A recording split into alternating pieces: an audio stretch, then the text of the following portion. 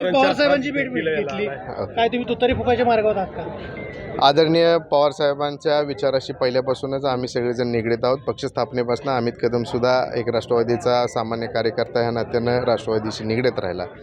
ज्या राजकीय मधल्या काळामधल्या ज्या स्थित्यंतरे घडली त्या अनुषंगानं राष्ट्रवादी काँग्रेस पक्षाची विचारधारा कधीही आम्ही सोडली नव्हती, ती सोडणारही नाही.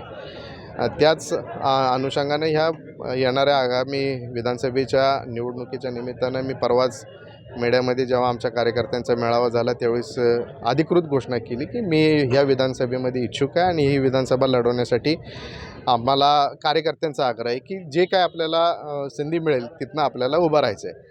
आणि त्या दृष्टीनं आज आदरणीय पवारसाहेबांची भेट घेतली. पवारसाहेबांना विनंती केली की सातारा जावली विधानसभा मतदारसंघामधून मी लढवण्यासाठी इच्छुक आहे, तरी मला जर संधी देता आली तर निश्चित स्वरूपानं हा मतदारसंघ राष्ट्रवादीचा जो पूर्वाश्रमीचा आहे तो पुन्हा एकदा अवैध ठेवण्यासाठी माझ्यासारख्या कार्यकर्त्याचं योगदान निश्चित स्वरूपानं आपल्या आशीर्वादानं मला मिळेल आणि त्यासाठी आपण विचार करावा ही विनंती केली.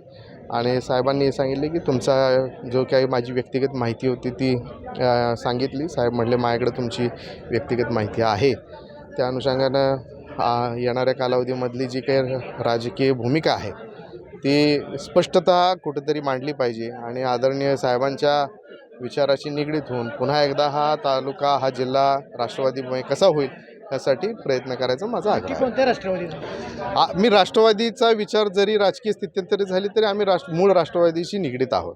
अजित पवारांना तुम्ही शरद पवारांना मागितलेली उमेदवारी कितपत पटणार आहे? मी कालच दादांची भेट घेतली चिपळूणमध्ये. दादांची वैयक्तिक चर्चा करून मी सांगितलं की आत्तापर्यंत राष्ट्रवादी काँग्रेस पक्षाचे जे संघटन राहिलेलं आहे ते भारतीय जनता पार्टीच्या विरोधामधलं आहे आणि त्या अनुषंगानं आपल्याला जे संघटनेमध्ये काम करणारे कार्यकर्ते आहेत त्यांना आपल्याला बळ द्यायचं असेल तर दादा सगळ्यांचा आग्रह आहे की आपण ही विधानसभा लढवावी.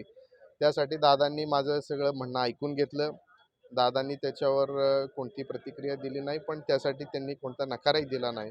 पण मी माझं म्हणणं दादांना स्वच्छ सांगितलेलं आहे की मला ही विधानसभा लढवावी. दादागडचे कार्याध्यक्ष बाळासाहेब सोळसकर इथे तुमची दादांची राष्ट्रवादी फुटीच्या मार्गावर आहे का सातारा जिल्ह्यात?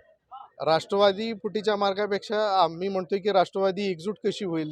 दोन्ही घर जरी एकत्र असलं तर ते कुठं असलं, कोणी ह्या घरातला भाऊ असला त्या घरातला भाऊ असला तरी विचार एकच आहे राष्ट्रवादीचा, असं मला वाटतं.